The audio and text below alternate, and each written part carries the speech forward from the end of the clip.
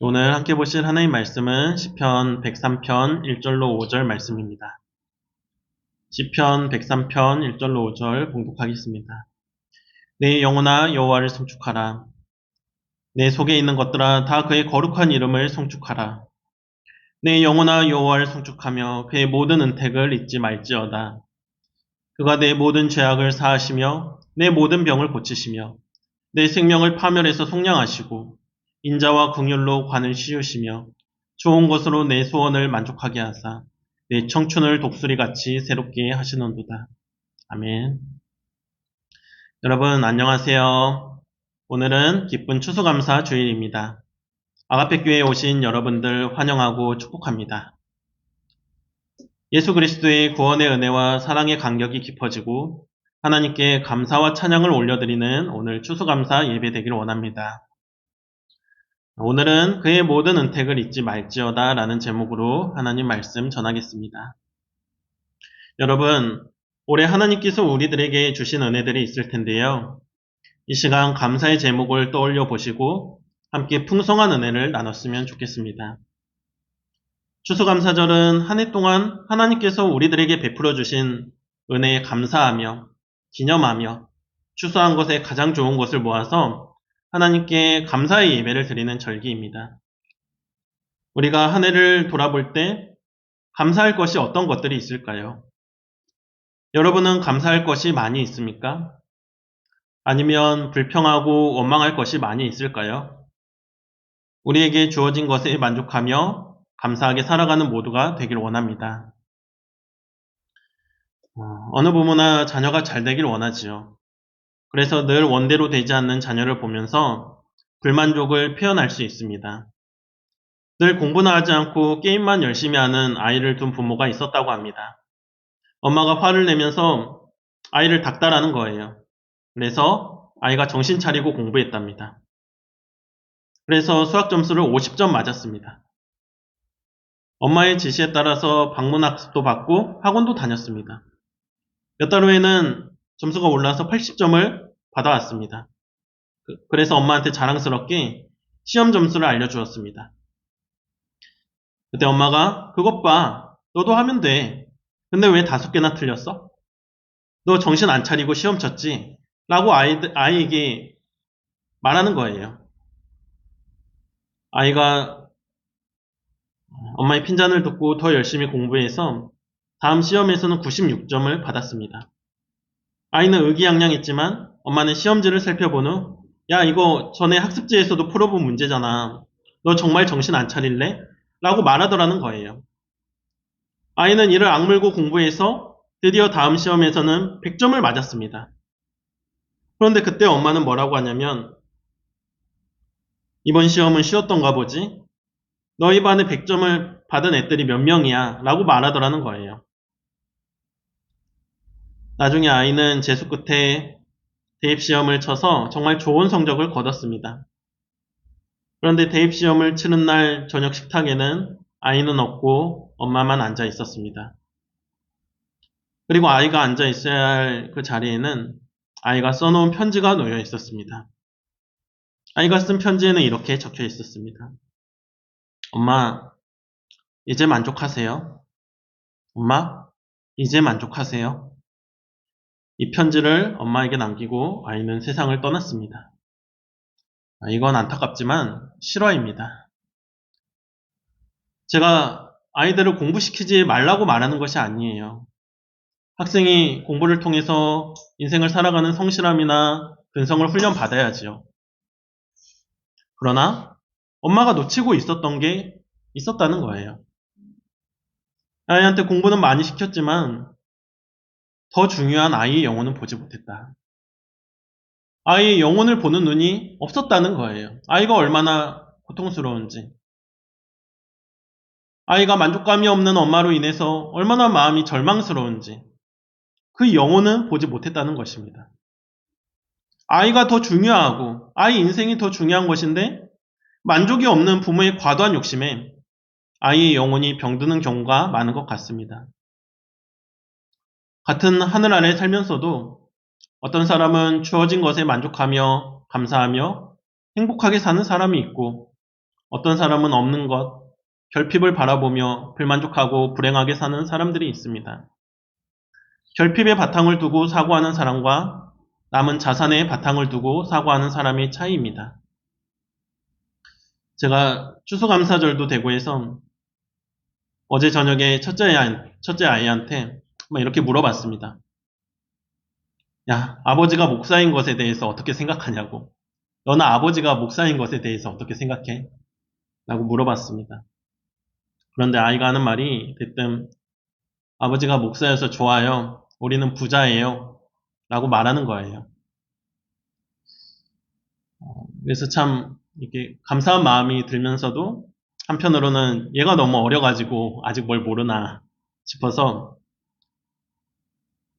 아, 야, 아버지가 돈을 벌면 너 원하는 것들 다 사줄 수 있어 라고 말하니까 아이가 하는 말이 아버지 돈이 많다고 해서 부자는 아니에요. 목사가 제일 부자예요. 목사가 제일 귀해요. 제일 값진 일이에요. 라고 말해서 우리는 부자예요. 라고 말해서 참 감사한 마음이 들었습니다. 그래도 아이가 세상에 물들지 않고 믿음 안에서 자라고 있구나. 이 자리가 힘들지만 그래도 아이들이 좋게 생각해주고 하나님이 보호해 주시는 세계가 있구나. 라는 마음이 들어서 저는 그것이 어제 저녁에 참 감사하더라고요. 아이의 경우를 말했지만 부부간에도 마찬가지입니다. 여러분 서로에게 배우자에게 만족하면서 감사하면서 살아가고 있습니까? 서로의 부족함을 보고 불만을 가지고 싸우면서 고통스럽게 살아가는 부부들이 많습니다. 어떻게 하면 행복한 부부가 될 수 있을까요? 감사지수가 높은 부부일수록 행복한 부부가 된다고 합니다. 미국의 최장수 부부로 공인받은 존 베타와 앤 베타 부부가 있는데요. 모두 100세가 넘었습니다. 이들 부부에게 장수의 비결을 물어보니까 내가 지금 가지고 있는 것에 만족하고 서로 배우자에게 만족하고 서로에게 감사하는 것이 비결이었다는 거예요. 이게 행복과 장수의 비결이었다는 것입니다. 만족과 감사. 당연한 말 같지만 부부간에 서로에게 만족하고 감사하며 산다는 것이 사실 참 어려운 이야기입니다. 가트만 박사는 무엇이 결혼을 성공하게 하는가라는 주제로 건강한 부부를 연구했습니다. 그런데 특별히 강조한 것이 내 배우자에 대해서 존중하는 마음과 감사를 표현하는 것의 중요성이었어요. 어떤 가정은 그런 가정도 있는 것 같아요. 내 배우자에게 감사를 표현하라 그랬는데 내 배우자는 막 원망하면서 잡아먹을 것처럼 하면서 저 집 남편을 보라고 얼마나 가정적이냐고 이렇게 불평하시는 분도 있는 것 같아요. 근데 다른 집 남편이 나나 내 자식한테 뭐 눈깔 사탕 하나 사주는 게 아니잖아요. 내 배우자에게 감사하고 작은 일이라도 그 감사를 표현하라는 거예요. 감사하면 자신의 행복감을 높일 수 있을 뿐만 아니라 높아진 행복감으로 상대방에게도 높은 만족감을 주므로 결혼 만족도가 높아진다고 합니다. 자그마한 일에도 서로 감사를 표현하는 습관을 기르면 결혼 만족도는 높아질 것입니다. 감사하는 부부는 서로의 존재에 감사합니다. 서로를 만나서 결혼하고 함께 할 수 있다는 것에 감사해요. 그리고 서로의 장점뿐만이 아니라 단점, 행복과 불행을 함께 나눌 수 있다는 것에 감사합니다. 그리고 감사하는 부분은 서로의 노력에 감사합니다. 배우자가 가족을 위해서 일하는 것에 감사하고 배우자가 가정을 위해 노력하는 것에 감사해요. 그리고 배우자가 자신을 위해 노력하는 것에 감사합니다. 감사하는 부분은 서로의 사랑에 감사합니다. 배우자가 자신을 사랑해주고 배우자가 자신을 위해서 희생하는 것에 감사합니다. 그리고 배우자가 자신을 받아들여 주는 것에 감사합니다. 매일 하루 동안에 있었던 일 중에서 우리가 감사할 만한 일을 적어보고 배우자에게 감사를 매일 표현하며 배우자가 해준 작은 일에도 감사의 응답을 하고 감사의 조건이 없어도 의지적으로 감사를 찾아 감사하다 보면 부부 사이의 관계는 더욱 돈독해지고 만족도는 높아지며 행복한 부부가 될 수 있을 것입니다. 부부도 계속 오래 살다 보면 서로에게 익숙해지잖아요. 그런데 익숙해지다 보면 감사불감증이 심해집니다. 뭐를 좋은 일을 해줘도 감사할 줄을 몰라요. 그런데 우리가 오늘 말씀처럼 아무리 조건이 안 좋아도 일단 서로 감사하면 미래는 감사의 열매로 풍성하게 차려져서 결혼 만족도는 높아질 것입니다. 여러분, 만족해서 감사한 것이 아닙니다. 만족하기 때문에 감사한 것이 아니라 감사가 만족을 만들어내는 것입니다. 성경에서는 다투는 여인과 함께 큰 집에 사는 것보다 움막에서 혼자 사는 것이 나으니라. 채소를 먹으면 서로 사랑하는 것이 살찐소를 먹으면 서로 미워하는 것보다 나으니라 라고 말씀합니다. 그리고 골로새서 4장 2절에 보면 기도를 계속하고 기도에 감사함으로 깨어 있으라고 말씀합니다. 여러분 자주 감사를 표현하는 가정 되시길 축복합니다. 그런데 타락한 사람의 모습은 어떠할까요? 안 좋은 일에는 당연히 불평하고요. 좋은 일에도 감사할 줄을 모릅니다. 좋은 일에도 그게 감사한 줄 모르고 불평해요. 그런데 좋은 일을 당연하게 여기면 감사는 사라집니다. 타락한 인간의 모습은 무엇이 잘 되면 자신이 잘해서 잘 된 것으로 알고 안 되면 자신은 나름대로 최선을 다했는데 잘 안 되니까 이건 이 탓을 다른 사람으로 돌리는 거예요. 나름 한다고 최선을 다했는데 안 되니까 하나님 탓으로 돌리든지 또 사람 탓으로 돌립니다. 그리고 불평과 원망을 쏟아내는 거예요. 그런데 하나님은 우리가 성숙한 사람이 되길 원하십니다. 여러분, 성숙한 사람이란 어떤 사람일까요?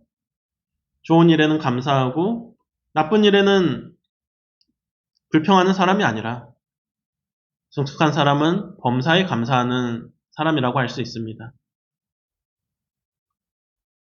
성숙한 자녀의 모습은 어떻습니까? 우리가 자녀를 키울 때 부모는 자녀가 너무 사랑스러우니까 자녀에게 사랑을 주는 것만을 생각하기가 쉽지만 건강한 자녀 양육의 목적은 자녀에게 사랑만 퍼부어주는 것이 아니라 그 자녀가 부모에게 사랑을 돌릴 수 있는 자녀로, 그러니까 부모를 사랑하는 자녀로 부모에게 사랑을 표현하고 감사를 표현하고 사랑을 돌릴 수 있는 자녀로 키워내는 것이 핵심이 되어야 한다는 거예요. 부모에게 사랑을 받기만 하는 자녀가 아니라 부모를 사랑하는 자녀로 키워낼 수 있어야 한다는 것입니다. 성경에도 보면 효도와 관련된 말씀들이 참 많잖아요. 이 효도와 관련된 말씀들이 잠언만 보더라도 참 많이 나옵니다. 찾아서 하나하나 반드시 자녀에게 암송하게 하고 가르쳐야 합니다. 부모 공경, 효도에 관한 가르침은 경각심을 가지고 어려서부터 교육하고 각인시켜야 합니다. 부모를 사랑하고 부모에게 감사하는 자녀로 키워내야 한다는 거예요. 아이들이 신앙이 좋은 인재로 키우자면 어려서부터 효도 교육을 중요하게 해야 합니다. 아이들이 부모에게 효도하고 감사할 줄 알아야 하나님을 사랑하고 감사하는 건강한 신앙인으로 자랄 수가 있습니다. 유대인들을 보면 유대인 가정에 가보면 이 교육을 자녀가 어려서부터 정말 엄격하게 시킵니다. 효도 교육이요. 자녀가 평균 10명씩이나 되는데요. 많이 낳죠? 저도 낳는다고 낳는데 어떻게 10명이나 낳나. 이 생명이 중요한 것에, 이 생명을 키우는 것에 대한 가치가 살아있는 거예요. 보통 유대인들이 세계에서 성공한 민족으로 여겨지잖아요. 아이비리그 진학이나 노벨상 수상자들만 봐도 압도적이지요. 그 지표가 이미 드러내고 있다는 거예요. 그런데 그 성공한 유대인들이 인생의 성공의 목적으로 삼는 것이 무엇일까요? 그 어떤 유대인을 붙잡고 물어봐도 부유한 유대인이나 가난한 유대인이나 어떤 유대인을 붙잡고 물어봐도 당신의 인생의 가장 큰 성공이 뭐냐고 물어도 모두가 다 똑같이 대답한다는 거예요. 뭐라고 하냐면 내가 아이를 낳고 이 아이에게 하나님 믿음을 가르치고 전수한 것이 인생의 가장 큰 성공이었다라고 말하더라는 것입니다. 유대인 엄마들 중에 내 인생이 정말 젊어서 아이 낳아가지고 아이만 키우다가 인생 다 가고 시간 다 가고 고생만 하다가 내 인생 허무해, 내 인생 망쳤어. 이렇게 말하는 엄마들이 단 한 명도 없다는 거예요. 아이를 키우고 아이를 가르친 것은 내 인생의 가장 큰 성공이었다고. 모두가 다 이렇게 말한다는 것입니다.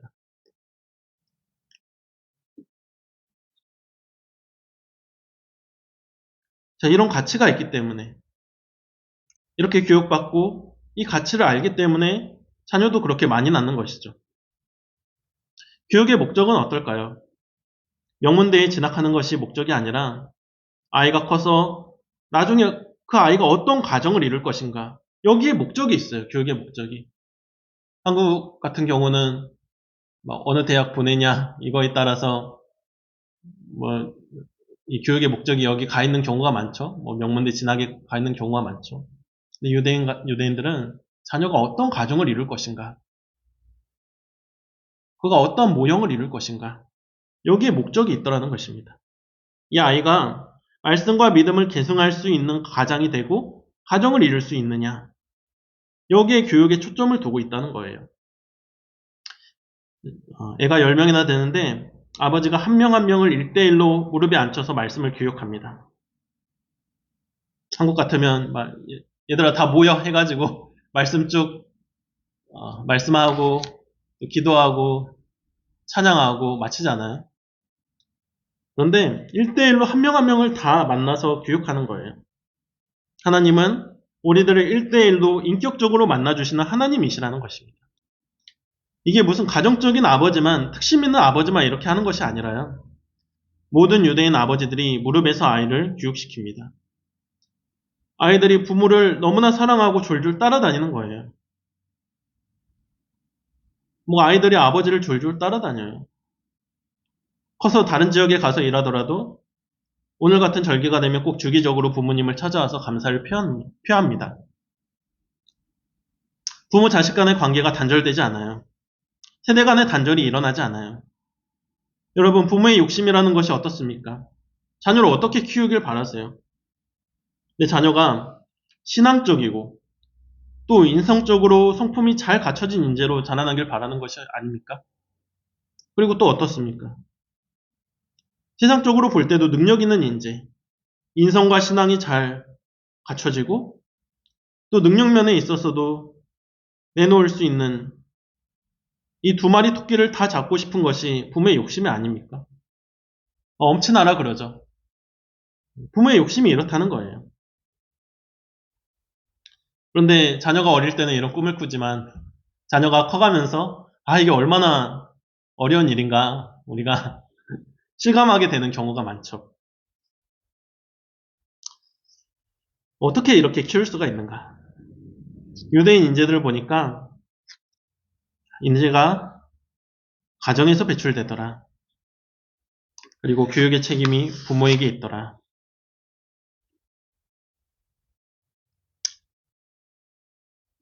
자식을 어디서 맡겨가지고 키우려고 하지 말라는 거예요. 돈으로 키우지도 말고. 유대인들을 보니까 교육의 책임이 부모에게 있고 그 가정에서 인재가 배출되더라는 것입니다. 부모가 목자가 되고 또 선생님이 돼서 가정교회, 가정학교에서 아이들을 책임지고 가르쳐낼 수 있어야 한다는 거예요. 우리의 가정이 교회가 되고 우리의 가정이 학교가 되어야 합니다. 여러분들이 선생님이 되고 목자가 되어야 한다는 거예요. 부모가 공부도 많이 하고 한 팀이 되어서 자녀가 아버지에게 함부로 말하면 아버지가 따끔하게 혼내고 너 어떻게 아버지한테 그렇게 말할 수 있냐고, 어떻게 행동해야 되는지 가르쳐야 되고, 어머니에게 함부로 말하면 아버지가 훈계하고 가르쳐야 합니다. 아버지와 어머니가 막 서로 욕하면서 막 저 인간이 하면서 서로의 권위를 깎아먹는 것이 아니라 전략적으로 서로의 권위를 세워줘야 합니다. 가정에서 아이를 안 가르치고 세상의 문화 속에 그냥 놔두면 아이가 어떻게 자랄까요? 막 부모님 사랑해요, 부모님 감사해요 이렇게 사랑과 감사를 표현하는 자녀로 자랄까요? 세상이 그냥 방치해두면 자신만 아는 이기적인 사람이 되기 쉽습니다. 자기 중심적인 사람이 되기가 쉽습니다. 왜냐하면 세상 문화를 보세요. 세상 문화가 자기 중심적으로 이기적으로 돌아가는 수평 문화이기 때문에 그 속에서 자라나면 자기 중심적이 되기가 쉽습니다. 부모에게 더 많은 사랑과 감사를 표현하는 사람보다는 커갈수록 왜 더 많은 것을 나에게 해주지 못했냐고 원망하고 불평하는 사람이 되기가 쉽습니다. 부모에게 감사하기보다는 더 많은 것을 부모로부터 받아내려고 할 것입니다. 부모가 칭찬할 때 기뻐하고 책망할 때 기분 나빠하는 것이 아니라 부모가 어떠하든지 사랑으로 인한 것임을 알고 감사를 돌릴 줄 아는 우리들의 성숙한 자녀들로 자라길 축복합니다. 데살로니가전서 5장 16절로 18절에 보면 추수감사절에 많이 보는 말씀이죠. 항상 기뻐하라, 쉬지 말고 기도하라, 범사에 감사하라. 이는 그리스도 예수 안에서 너희를 향하신 하나님의 뜻이니라. 아멘.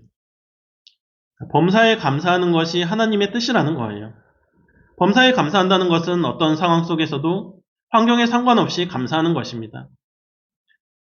감사할 일이 없는 것 같은데 왜 감사해야 합니까? 어떻게 우리가 범사에 감사할 수 있을까요? 이런 질문이 있을 수 있습니다. 대부분의 사람들은 환경의 영향을 받고 살아가죠. 그러나 하나님의 자녀는 환경의 영향을 받고 살 사람들이 아니라 환경을 주관하고 살아야 할 사람들입니다. 하나님께서는 우리가 타락한 세상에 영향받고 동화되어 살아가기보다는 세상에 선한 영향력을 끼치고 세상을 변화시키는 사람들로 살아가기를 원하십니다. 세상의 빛과 소금으로 세상을 변화시켜 나가야 할 자리에 우리가 있다는 거예요. 그렇게 우리에게 주어진 상황이나 환경에 상관없이 오직 하나님으로 인해 기뻐하고 감사하는 우리가 되길 원하시는 것입니다. 성경에 시편이 150편이 기록되어 있는데요. 그 시편에 흐르는 핵심 주제는 하나님께 대한 감사와 찬양입니다.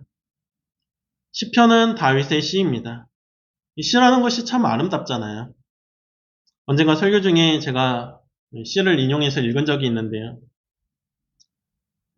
좀 시간이 지나고 사람들이 그때 그 설교 중에 읽었던 시가 참 은혜로웠다고. 사람들이 무슨 설교를 했는지는 다 잊어버렸는데, 내용은 다 잊어버렸는데, 몇 년이 지나도 그 시, 대추 하나, 그 시만 기억하는 것을 제가 보게 되었습니다. 그때 그 시가 정말 은혜로웠다고, 기억에 남았다고 말합니다. 그래서 제가 속으로 시의 힘이 정말 강력하구나. 시를 좀 많이 인용해야겠다. 이런 생각을 하게 됐어요. 목사님들 중에서도 시인들이 있으세요.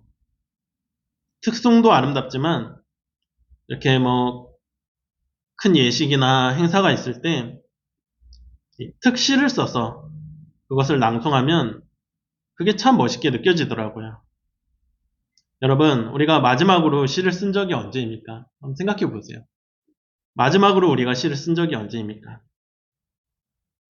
우리가 하나님 앞에 다윗과 같이 감사하는 아름다운 고백이 담긴 시를 쓸 수 있다면 그것이 얼마나 멋진 신앙인가라는 생각을 하였습니다. 시편 103편을 보면 다윗 안에 충만한 은혜가 있고 깊은 감사와 찬양이 있어요. 시편 103편 1절 내 영혼아 여호와를 송축하라. 내 속에 있는 것들아 다 그의 거룩한 이름을 송축하라. 다윗의 인생을 보면 고난과 역경도 컸지만 다윗은 하나님이 인도하시는 그 은혜 안에서 고난을 해석했습니다. 그리고 그것을 이처럼 아름다운 감사의 시로 표현했습니다. 이 시 속에 담긴 감사는 결코 가볍지 않은 감사이죠. 고난 가운데 그것을 해석하고 감사하며 쓴 시가 바로 이 시입니다. 바로 전편인 102편만 보더라도 다윗이 얼마나 험난했던 삶 속에서 하나님의 행사를 찬양하고 감사했는지를 알 수 있습니다. 1절로 5절까지 읽어보면요. 여호와여 내 기도를 들으시고 나의 부르짖음을 주께 상달케 하소서. 나의 괴로운 날에 주의 얼굴을 내게 숨기지 마소서. 주의 귀를 기울이사 내가 부르짖는 날에 속히 내게 응답하소서. 대저 내 날이 연기같이 소멸하며 내 뼈가 냉과리같이 탔나이다. 내가 음식 먹기도 잊었으므로 내 마음이 풀같이 쇠잔하여 싸우며 나의 탄식 소리를 인하여 내 살이 뼈에 붙었나이다. 뭐라 되어 있습니까? 내 마음이 풀같이 쇠잔하여졌다. 그리고 나의 살이 뼈에 붙었다. 이렇게 말하고 있습니다. 음식을 먹을 욕구도 안 들고요. 마음이 풀같이 말라 비틀어지는 고통, 살날이 연기같이 소멸하고 뼈가 타들어가는 것 같고 탄식하며 살이 뼈에 붙는 것 같은 고통이 다윗의 삶 가운데 많이 있었습니다. 여러분, 올해 하나님 은혜 안에 기쁜 일들이 감사의 기도 제목이 있을 것입니다. 그러나 슬프고 고통스러운 일들도 있었을 것이고 어쩌면 지금도 근심하고 있을지 모릅니다. 그러나 여러분, 우리가 이것을 알기를 원합니다. 그 모든 것을 선으로 변화시키시고 슬픔을 덮고도 남는 하나님의 은혜에 감사하고 우리를 영광스러운 자리로 인도하시는 하나님의 손길을 찬양하기를 원합니다. 험난했던 삶 속에서도 하나님께 감사하고 찬양했던 다윗의 고백이 우리 삶 가운데 큰일을 행하신 주님께 드리는 우리의 고백이 되기를 원합니다. 내 영혼아 여호와를 송축하라고 말하면서 하나님의 모든 은택 은혜를 잊지 말라고 고백하고 감사하고 찬양하라는 거예요. 이 말씀 보면 신명기 8장 말씀이 생각나죠. 신명기 8장을 보면 하나님께서 이스라엘 백성에게 그렇게 당부하시는 말씀이 뭡니까? 너희가 잘 살게 되거든, 너희가 성공하게 되거든, 그때 하나님을 잊지 말라고 말씀하십니다. 하나님께서 제일 걱정하시는 것이 무엇입니까? 오히려 가난할 때는 신앙이 좋아요. 가난할 때는 하나님 붙들고 하나님 앞에 정말 간절히 기도합니다. 우리 신앙의 위기가 언제 오냐면 부유하게 될 때, 성공하게 될 때, 그때 가장 큰 위기가 옵니다. 너희가 잘 살게 되고 부유하게 되면 결코 너희 힘으로 되었다고 교만하지 말라고 말씀하십니다. 부유하게 되면 그것에 취하죠. 돈이 우상이 되고 돈의 맛을 아는 것이죠. 그 돈의 맛의 달콤함이 하나님 은혜보다 더 달콤하게 여기게 되면 신앙을 버리죠.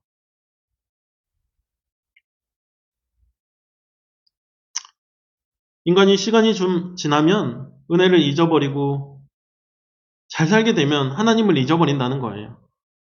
다윗은 하나님이 주신 은혜를 깊이 깨닫고 온전히 감사할 뿐만 아니라 하나도 잊어버리지 말라고 자신에게 명령합니다. 나 자신에게 명령하는 거예요. 여러분들도 한번 자신에게 명령해 보십시오. 누구누구야? 내 이름을 말하면서 하나님 은혜를 잊지 말라고. 너 올해 하나님께서 베풀어 주신 은혜가 얼마나 많았냐? 그거 잊고 살아갔던 모습이 있지는 않았느냐? 그것을 잊지 말라고. 은혜에 감사하라고. 이렇게 자신에게 명령할 수 있는 멋진 신앙인들이 되기를 원합니다. 지난해 송구영신 말씀 카드가 저는 시편 30편 12절 말씀 뽑았는데요. 주제가 영원한 감사입니다.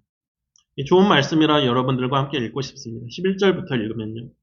주께서 나의 슬픔을 변하여 춤이 되게 하시며 나의 베옷을 벗기고 기쁨으로 띠띠우셨나이다. 이는 잠잠치 아니하고 내 영광으로 주를 찬송케 하심이니 여호와 나의 하나님이여 내가 주께 영영히 감사하리이다. 아멘. 나의 베옷. 베옷이라는 것은 슬플 때 입는 옷이죠. 그 베옷을 벗기고 기쁨으로 띠를 띄우셨다는 거예요. 내가 주께 영영히 감사하리이다. 여러분, 우리 모두가 슬픔이 변하여 춤이 되고 하나님께서 베옷을 벗기시고 기쁨의 띠를 띄워주실 줄 믿습니다. 잠잠하지 아니하고 우리의 입을 닫지 아니하고 하나님 주신 은혜를 망각하지 아니하고 잠잠하지 아니하고 주께 감사하는 우리들의 모습이 되기를 원하고 찬양하는 소리가 울려 퍼지는 아가페 교회가 되기를 원합니다. 우리 신앙은 항상 은혜를 잊어버릴 때 문제가 일어납니다. 누가복음 17장 11절로 19절에 보면 예수님께서 한 마을에서 나병 환자를 한센병 환자를 10명이나 치유해 주셨어요. 현대에도 불치병이죠. 불치병을 낫게 해 주셨다면 마땅히 그 은혜를 기억하고 감사를 드려야 합니다. 그런데 10명 중에 단 1명만 돌아와서 주님께 감사를 드렸습니다. 예수님이 감사드리는 그 1명에게 말씀하세요. 아니 10명이 다 병이 나은 것이 아니냐. 그런데 나머지 9은 어디로 갔느냐? 왜 감사하러 오지 않았느냐? 감사드리러 온 자가 이 이방인 1명밖에는 되지 않느냐? 이방인 외에는 하나님께 영광을 돌리는 자가 없느냐라고 말씀하십니다. 이 이야기가 우리의 모습은 아닌지, 감사할 것이 너무나 많은데 감사하지 못하는 이 문둥병자와 같은 모습이 우리 영혼의 모습은 아닌지 돌아보기를 원합니다. 병이 낫는 이야기, 병자가 건강한 사람이 되는 것은 죄인이 의인되는 구원의 사건으로 볼 수가 있습니다. 우리 안에 임한 구원의 은혜는 죽을 수밖에 없는 불치병이 낫게 된 은혜라 할 수 있습니다. 이 나병처럼 한센병처럼 도무지 해결할 수 없는 우리 영혼의 흉측한 병, 어두운 죄악이 용서받은 그 은혜는 정말로 큰 것입니다. 우리 영혼의 모습이 이렇게 흉측하다. 우리 죄값은 죽음밖에 없는데 예수님께서 그 죄를 용서해 주심으로 우리가 죄로부터 자유케 될 뿐 아니라 새로운 생명을 얻게 되었다는 거예요. 어떻게 내 영혼의 병이 나음을 입게 되었는가? 어떻게 예수님께서 나의 죄를 용서해 주셨는가?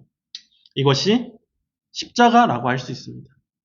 우리를 죽기까지 사랑하심으로 목숨까지 바친 정성으로 십자가에 달리셔서 피 흘리심으로 우리를 영혼의 흉측한 이 모습을 가진 우리를 낫게 해주셨다는 거예요. 그러니까 예수님의 이 은혜를 안다면 넘치는 감사를 드리는 것이 마땅하다는 것입니다. 근데 우리는 얼마나 감사하면서 살아가고 있습니까? 10명 중에 하나만 왔습니다. 혹시 하나님께 10개를 받았는데 하나만 겨우 감사드리는 이런 인색한 모습이 우리 안에 있지는 않습니까? 너무나도 많은 은혜를 쏟아버리고 살아가는 우리의 모습이 아닌가 돌아보게 됩니다. 우리 믿음은 은혜를 받는 데서 그치는 것이 아니라 그 받은 은혜에 잘 응답해야 합니다. 하나님은 응답하기를 바라세요. 그것이 믿음의 온전성이라고 할 수 있습니다. 시편 기자는 이 시편 기자의 시는 전심으로 하나님께 드리는 감사의 시입니다. 찬양의 시입니다. 이 시가 우리의 시가 되고 우리의 찬양이 되기를 원합니다.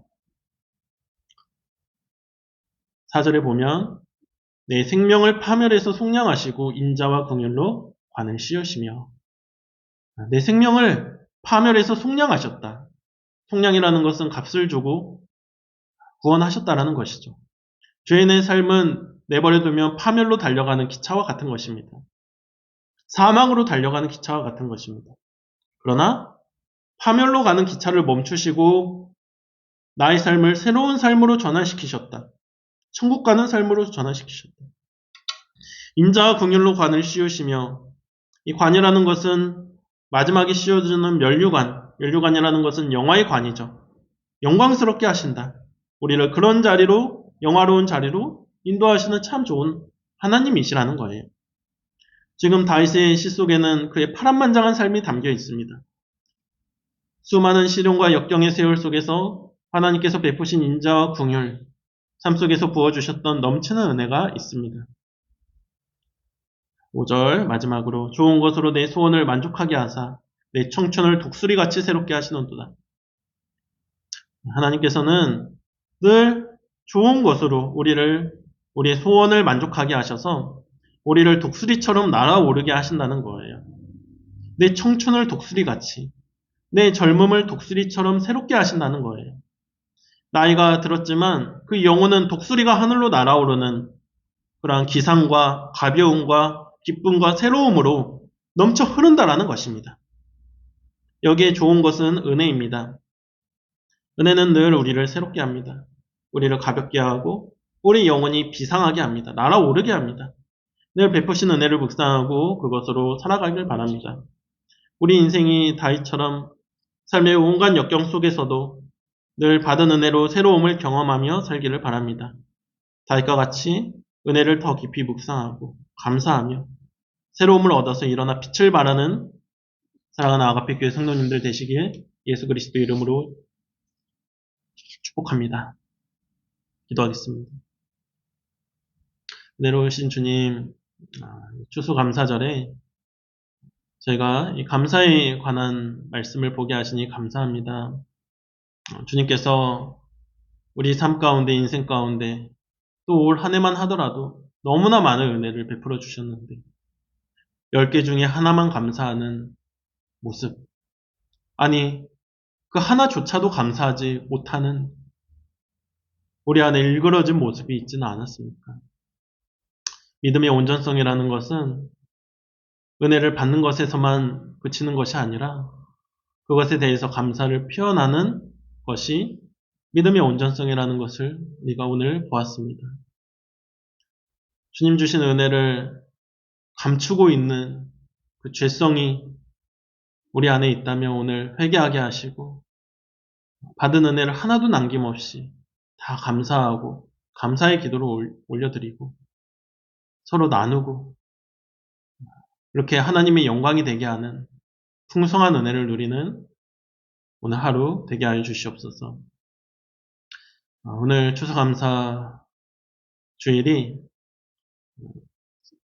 정말 우리 안에 주신 은혜를 나누고 이 감사의 열매가 풍성한 날이 되게 하시고 또 성도들 간에도 그렇게 은혜를 나눔으로 더 가까워지게 하시고 따뜻한 이 날이 되게 하여 주시옵소서. 감사드리며 예수 그리스도의 이름으로 기도드렸습니다. 아멘.